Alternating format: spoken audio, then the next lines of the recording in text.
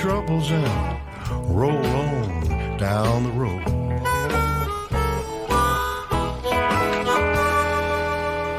Yes, indeed. Lots of fantastic live music here in Sydney at the moment, including from our next guests here on Friday Drive, Melanie Oxley and Chris Abrahams. What a privilege, honour and delight to have you in the studio. Thank you very much for coming in.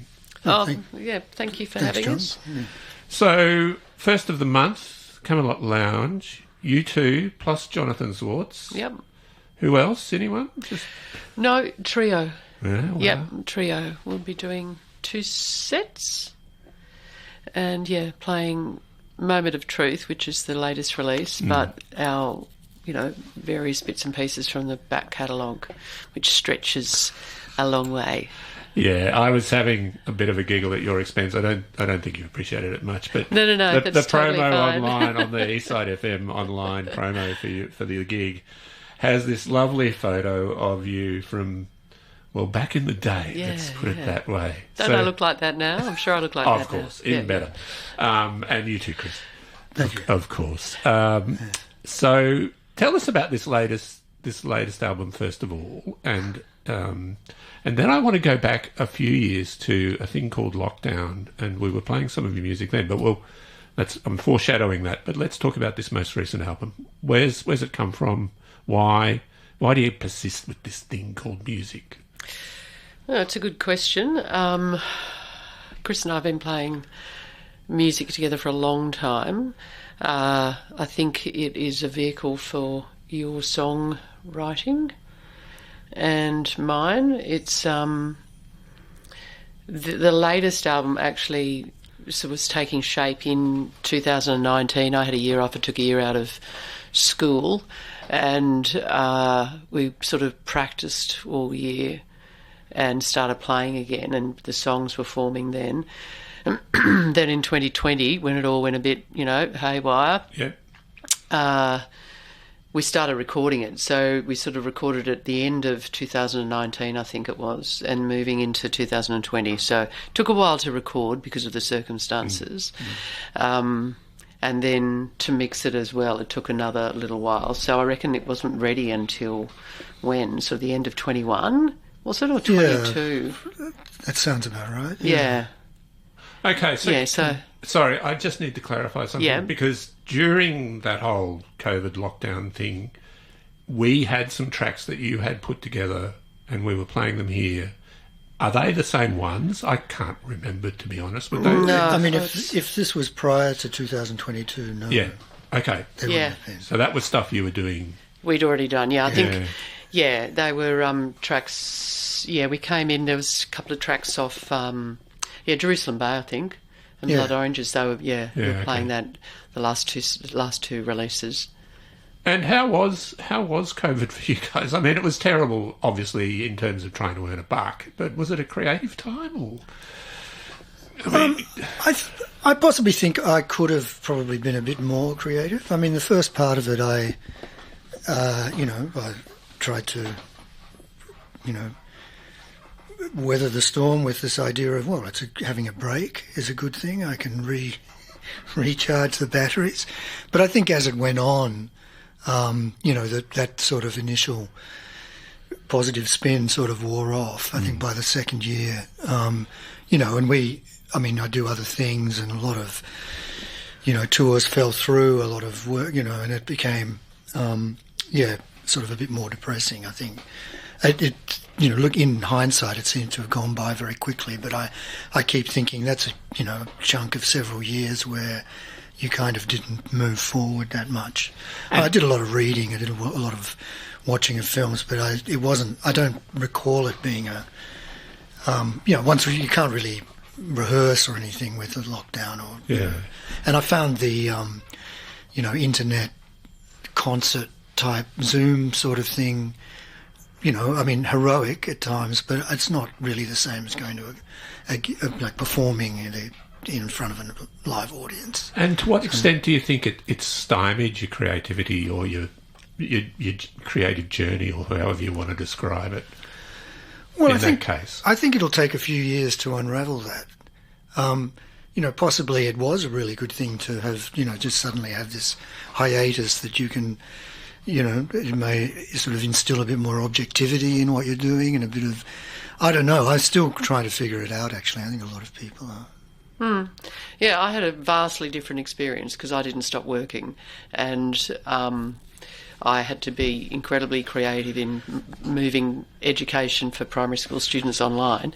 And also what we did do is we set up, because we had a very healthy instrumental music program, so I moved all their work online to Google Classroom, so they were still having their collective I'm sorry, rehearsals. When you say they, you mean your students? The students. There was this particular, just a school I was working at, so there was 120 or so kids, and they'd have Zoom rehearsals, which weren't ideal, but then they'd have a Zoom, group rehearsal. So I had to be extremely creative in my education world.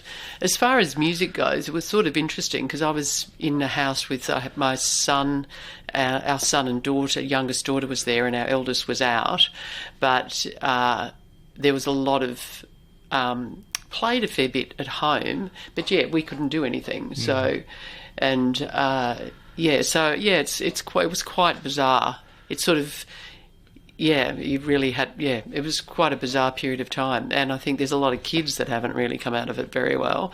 But also it just stopped for people who are doing music full time, Yeah. And, And I think everybody wants to move on, and fair enough, but it just fascinates me, that whole time in history now, and how it affected different people and how it affected the arts community and that kind of thing. So I hope you don't mind me asking. No, not at all. No, I think I often thought, well, if there's an economic crisis, people still want music.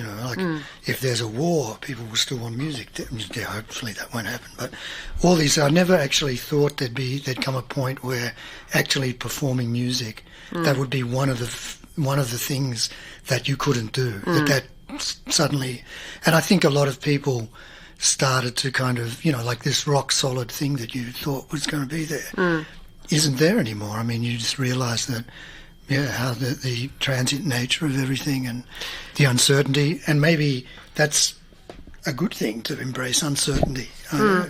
With the kids, we could spread out all the strings and anything that was being hit, but they couldn't blow anything. So, right. So they either had to be behind a screen or away, or we just couldn't do it. So what we ended up by doing was hiring from the Performing Arts to the Arts Unit, DOE Arts Unit, all their sort of taiko drums, all their big drums, and we had the entire orchestra was playing drums, all spread out around the big hall. So, there was different things we could do with that respect for kids. But when it comes to, if it's your livelihood, it stopped. And, luckily now, but we also started playing then. We did a few gigs at Camelot where they were doing 2 shifts. Right. So you could go in, and there was the early shift. It was like a 7 o'clock gig. People would go in, spread out, and then they'd go down. They'd come in one way and go out the other way. And then there was the next shift, which was sort of the 8 o'clock, 9 o'clock, whatever it was. So that was interesting. So we started, and good on them for working out a way for it to happen. Yeah. So. And how has the local live music scene re-emerged since, in the years since? Are we talking years now? I guess we are, aren't we? Yeah, probably. You'd know more about that than me, Chris. I think it's bounced back. I was sort of despairing for a little bit, but everyone wants things to normalise as quickly as possible, and it did take a while. I mean, I've just come back from Europe. I mean, it's not, it's slightly different here, but it's amazing how, it's almost as if it never happened, in terms of places like Berlin or, it doesn't, people have really bounced back to seeing things and going out. And, I thought it was a little bit sluggish here, but I think it's come back, in the last year or so. I think it's kind of back to where it sort of was. But a lot of places probably, there's the structural, stuff that's been done that maybe, there aren't the few places aren't there anymore, and Yeah. that sort of thing. Well, 505, that's a classic Oh, one, yeah. you know, that sort of thing. The place had shut down because it just couldn't sustain it. Yeah. But, And what were you up to in Berlin, that kind of thing, Chris? Well, I was touring with the group I play in, the Necks, a trio. And then at the end of that, we had a collaboration with a theatre group called Back to Back Theatre, who this year won the Golden Lion at the Venice Biennale. So As you do. I sort of stayed around. Yeah, it's just a small, offside thing you're involved in, Chris. They've had a pretty good year. But, so I sort of stayed around, and we performed Food Court, is the name of the piece, in Venice, and then this came back about a couple of weeks ago. What's that about, Food Court, or is it as the label says? It's a pretty full-on production. It's influenced by a number of things. It starts off as a kind of exploration of bullying and fat shaming of people based around their diet, and then it sort of descends into an exploration of a particularly grisly murder, and then finishes with a Shakespearean monologue.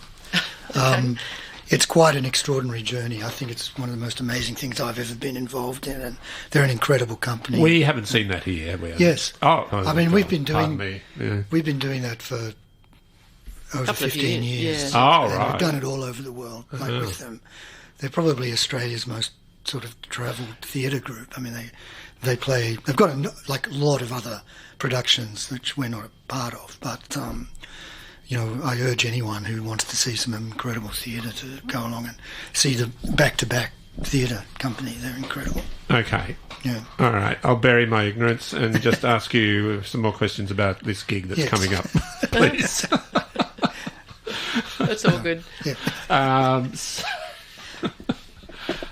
And this latest album, I mean, where has the the creativity, the creative spark for this album come from? What's going on with it? Well, I think we'd have to go way back. I mean, Mel and I were in a group called the Sparklers in the 1980s, and then in the early 90s we got together again and decided to sort of have this project, to write songs together. And as you said, this is our sixth studio album. That's what you say. Yeah, I mean, it's not like like an issue arrived of a different phenomenon and we decided to write songs about it. I mean, I think I've always tried to write songs, and so has Mel, and I think it was a question of getting together again and performing after a bit of a hiatus and working on songs, and suddenly we had 12, 13 songs, and so the next thing was to record an album. I think it's quite intuitive. I don't think we set out to do something any different necessarily to the way we've approached things before. No, yeah, that's exactly right. And I think it's just something we sort of made that decision a long time ago, regardless of what other projects Chris is doing and whether I've had my family and had a career in education. I always keep writing.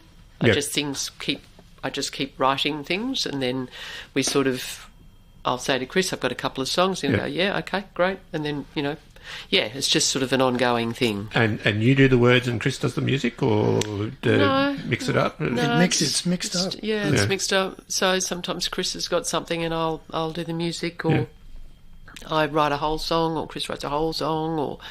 Yeah, it's pretty much... It is mixed up. In the show that precedes this one, Take One, DJ Kana B played the title track, Moment of Truth.